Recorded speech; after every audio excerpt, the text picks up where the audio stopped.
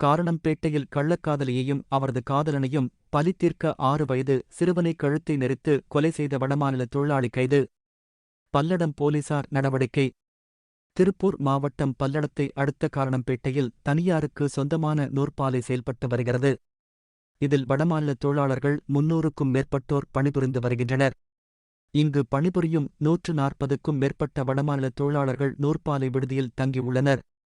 இதில் 9 வருடங்களாக ஒரிசாவை சேர்ந்த கனுதாஸ் என்பவர் விடுதியில் தங்கி மேற்பார்வையாளராக பணிபுரிந்து வந்துள்ளார்.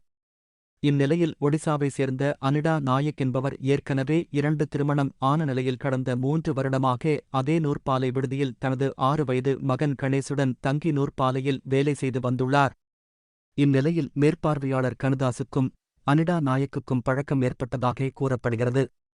நாளடைவில் கனுதாசுடன் ஏற்பட்ட பழக்கம் அனிடா நாயக்கிற்கு கசந்து போகவே அதே நூற்பாலையில் தொழிலாளியாக பணிபுரிந்து வந்த ஒரிசாவை சேர்ந்த சுரேஷ் என்பவருடன் பழக்கம் ஏற்பட்டதாக கூறப்படுகிறது.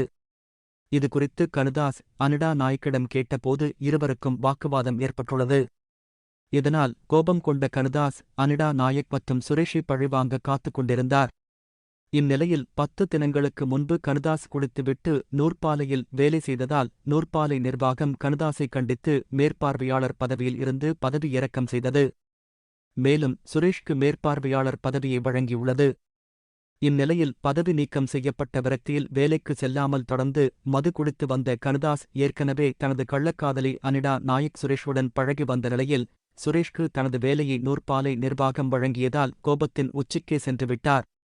இதில் இருவரையும் பிரிக்க வேண்டும், சுரேஷிடமிருந்து தனது மேற்பார்வையாளர் பதவியை திரும்பப் பெற வேண்டும் என்ற மனநிலைக்கு சென்ற கனுதாஸ் அனிடா நாயக் மகனை கொலை செய்தால் இருவரும் பிரிந்து விடுவார்கள், தனது பதவியும் திரும்ப கிடைத்தது விடும் என திட்டம் தீட்டினான். இந்நிலையில் கடந்த 8ஆம் தேதி விடுதி அறையில் தனியாக இருந்த 6 வயது சிறுவனை விடுதியின் பின்புறம் அழைத்துச் சென்று கழுத்தை இறுக்கி கொலை செய்து அங்குள்ள முற்புதரில் வீசியுள்ளான்.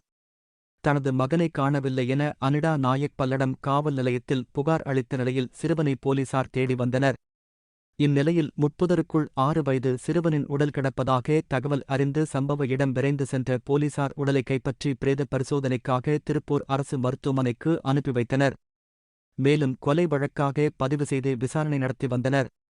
இந்நிலையில் போலீசார் நடத்திய விசாரணையில் கள்ளக்காதலி மற்றும் கள்ளக்காதலி காதலனை பழிவாங்க 6 வயது சிறுவன் கணேஷை கொலை செய்துவிட்டு கனுதாஸ் தலைமறைவானது தெரியவந்தது. தலைமறைவாக இருந்த கனுதாஸை தேடி வந்த நிலையில் காரணம்பேட்டை நால்ரோடு பகுதியில் பதுங்கியிருந்த கனுதாஸை போலீசார் கைது செய்தனர். கள்ளக்காதலியை பலி தீர்க்க அவரது 6 வயது மகனை கழுத்தை நெரித்து கொலை செய்த சம்பவம் பரபரப்பை ஏற்படுத்தியுள்ளது.